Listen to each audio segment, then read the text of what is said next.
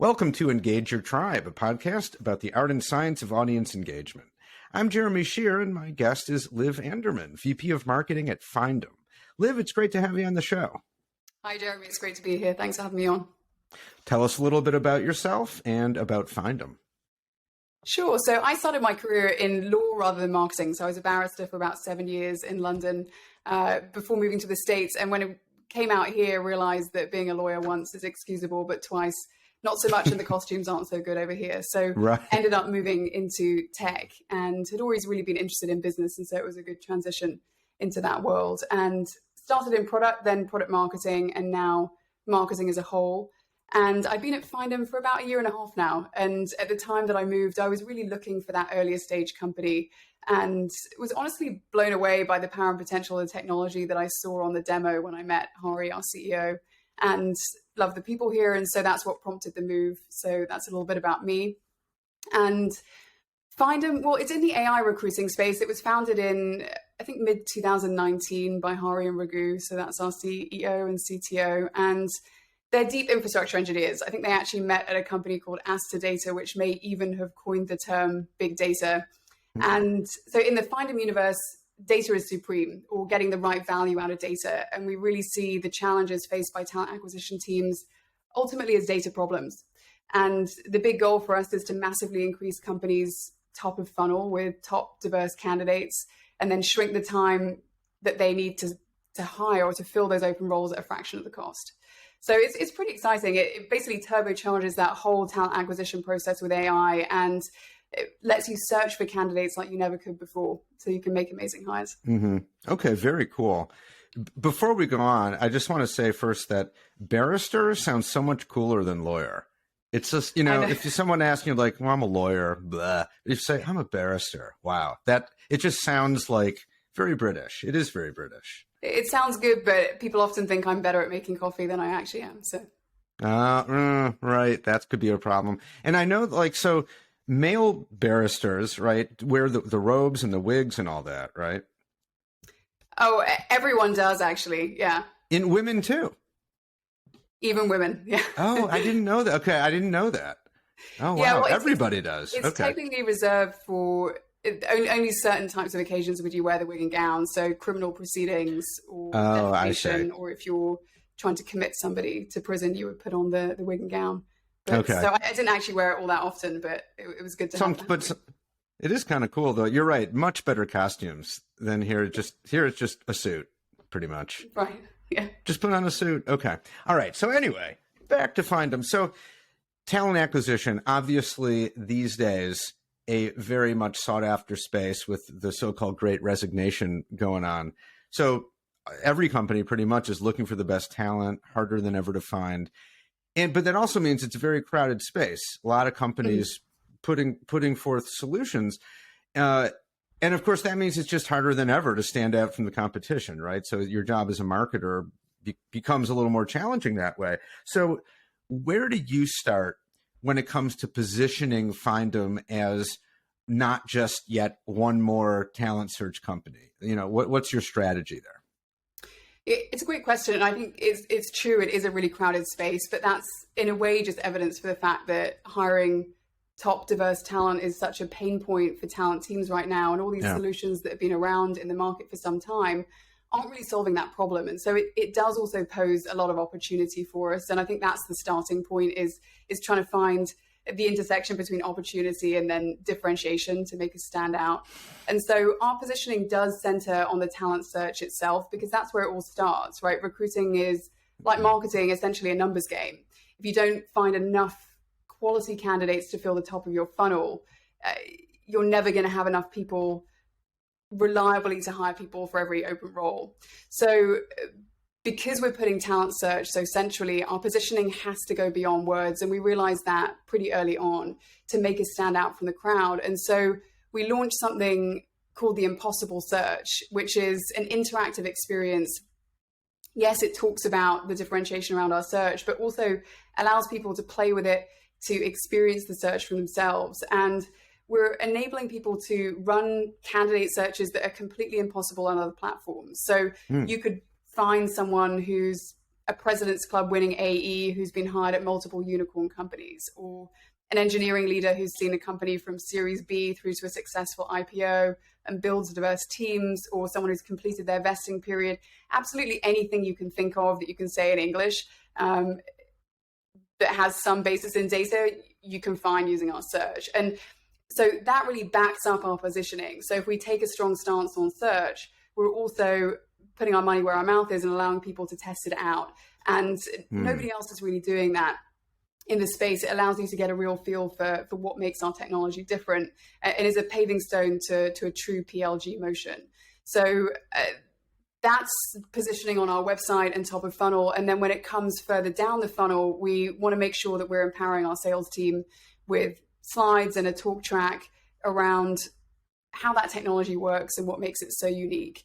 And so those are the two approaches we've taken really to try and circle around that search story and make sure we're standing out from the crowd. Mm-hmm. Wow, what a cool idea. I mean, it sounds so basic. Just try our technology. You can do stuff with it you can't do with anyone else. Here, we'll prove it.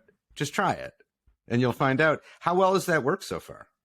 It's worked pretty well. I mean, it's our highest converting lead source. So not just that, I would say when it comes to the quality of the leads, if someone has seen some of our web pages, maybe interacted with an ad and tried the impossible search, they tend to be much higher intent leads. They're that much more informed. And so by the time they get to a sales conversation, they're going straight to a demo. And we've seen some of those leads close really quickly. We had one close recently in just 2 weeks, which is really great. It was a large deal. So from the sales motion standpoint, it can be helpful.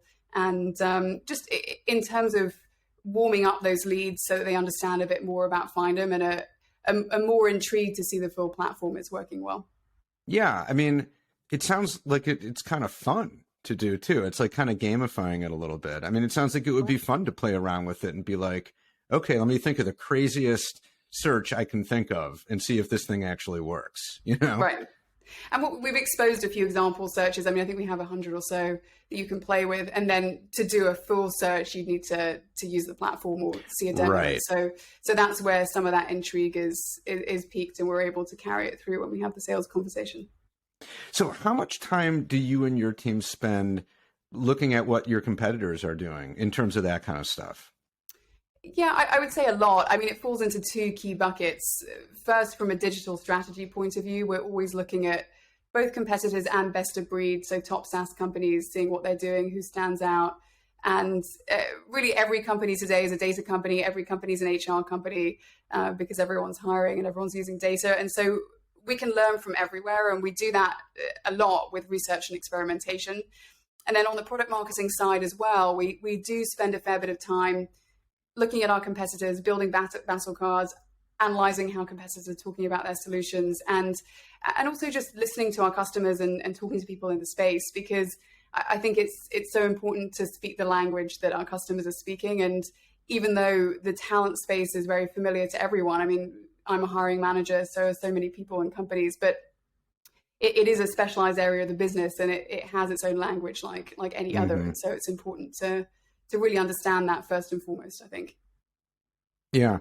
Can you think of an example of something that you've seen a competitor do that you're like, oh, wow, okay, that's a great idea, and that you actually like found a way to incorporate into something that you're doing? I mean, I think it's more thematically, diversity is a really big driver of conversions in our space, and it is a conversation starter and something that's a real challenge for our customers. And so I think just observing how our competitors were leaning into that topic meant that we invested time really understanding that space and coming up with our own thought leadership around it. And because of the differentiation in the product, we're able to go a few steps beyond in terms of what we can offer to people once we get them interested in that topic. And so I think that's been a really interesting area of learning for us, is just looking at what are the key themes people are really creating content about, creating webinars about, talking about in the space, because that's something that we can learn from. They're all doing their own research as well about the market. And so important not to follow it blindly, but to take inspiration for sure. That's something we do. Mm-hmm. I'm curious, like, obviously you're doing your own research, and that's like proprietary knowledge that you want to use to your benefit. how much do you talk to, other VPs of marketing in either competing companies directly or, adjacent companies? Like in what sense is there like a community of professional marketers that kind of, help each other, like share ideas?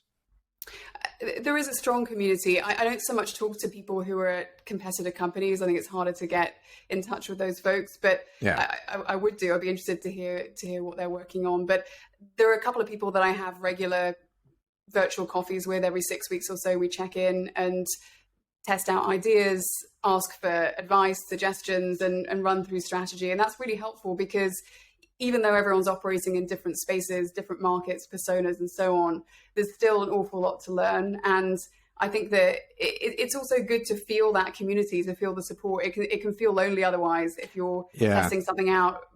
Oftentimes there's a steep learning curve before you get something right. And if you can take someone else's learning from something they've done, it might speed up your time to success. So I do that fairly regularly, and always interested in connecting with other marketing leaders to learn more about what they're doing. Yeah, that sounds good. I mean, swap war stories, right? So it's to learn, and also just to probably some corroboration of like, oh yeah, okay, we are doing smart stuff, or like, other people are trying this too. It's not just us. Mm-hmm. Yeah. So, okay, a few quick questions here to kind of wrap things up. What's been your main focus so far in Q1? So I think Q1, three things really. First of all, building awareness and digital presence. So we really want to expand our organic search volume, and that's key to that. Related is our content strategy. So we're producing a recruiting trends report right now. We've just finished the survey on that. Over 100 talent leaders that we're gathering insights from. And we're going to be putting that out in the next couple of months. And then building the team. So we're running very lean right now and have an amazing team of people, but want to add some folks to that. So on the product marketing and marketing ops side, and those are key focuses for us this quarter. Awesome. What are the top 3 KPIs that your boss is keeping an eye on? Well, I mean, it's all to do with top line growth and quality of the leads. So we're very interested in reporting on MQLs, and the conversion of MQLs to meetings and meetings to opportunities would be the top 3, I would say. And then we're also pretty interested in and tracking the size of leads. So we're seeing traction from large enterprise companies, but also fast growth startups. And we want to understand a lot about those deals, what's different about their journey into our funnel and through it versus others. And so that's something that we're tracking as we go through for every single MQL. Okay, very good. And finally, what do you and your team hope to accomplish this year? I would feel great if we accomplished increasing our brand awareness, so talent teams really understand how Findem can help in their talent acquisition challenges. And then, as I mentioned, increasing our organic traffic to our website, that's a big one for us. And data, I mean, you talked about the proprietary data that we have. It's a huge advantage at Findem that we have our own data team and our own data. And so we're building out a research arm around that data that we have and turning it into marketing materials. And that's just in its nascent stages, but I'm really excited for that and to see what we can do in terms of thought leadership and really providing useful content for the talent community that we serve. Okay, wonderful. Well, sounds like you have a lot of really exciting stuff going on, and it's going to be a great year, it sounds like. This is a great time to be in this space. It certainly is. I mean, everyone's talking about talent, whether it's at the dinner table, the New York Times. It's not just if you're actually in the space. It's a pretty dominant topic right now. So very interesting to see how it unfolds. Yeah, well, thank you so much for sharing all that and for a great conversation. Really enjoyed it. Thanks, Jeremy. It was great to chat to you.